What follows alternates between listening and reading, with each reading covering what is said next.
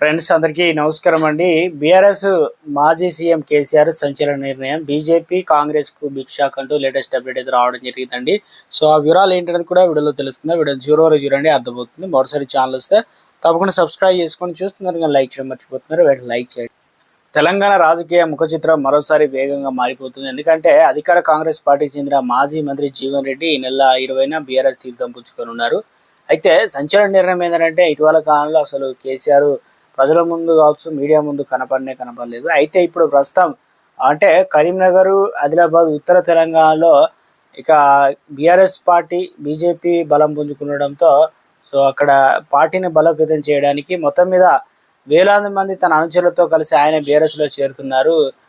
అంటే కాంగ్రెస్ సంబంధించినటువంటి core leader అన్నమాట. ఈ సందర్భంగా 20న సాయంత్రం 5 గంటలకు జగిత్యాల కేంద్రంలో కేసీఆర్ భారీ బహిరంగ సభ అయితే నిర్వహించున్నారు.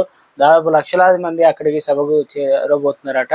ఈ మేరకు పట్నంలోని మోతే రోడ్లోని సభా స్థలాన్ని దీనికోసం ఎంపిక చేశారు. ఈ వేదిక జీవన్ రెడ్డి స్వయంగా బీఆర్ఎస్ కీలక నేతలతో కలిసి పరిశీలించారు.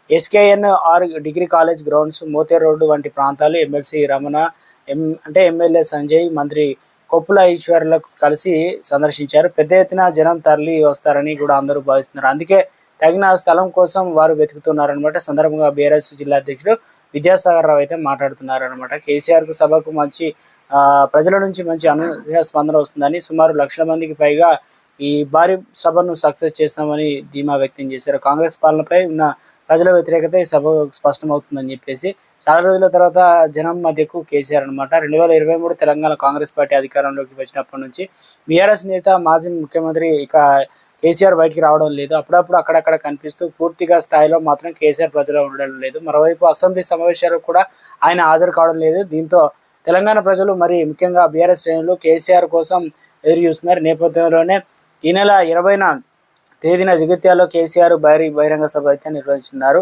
ఇటు బీఆర్ఎస్ కు కాంగ్రెస్ కు చెక్ పెట్టే విషయంలో ఇక కాంగ్రెస్ నుంచి ఇక ఏదైతే ముఖ్యంగా పదవులు రాకపోవడం, ఏదైతే కాంగ్రెస్ లో ఉన్నటువంటి కొంతమంది కీలక నేతలు ఇటు బీఆర్ఎస్ వైపు చూస్తున్నట్లు మొత్తం మీద అయితే తెలంగాణ రాష్ట్ర వ్యాప్తంగా రాజకీయం రసవత్తంగా హాట్ టాపిక్ గా మారిందంటున్నారు.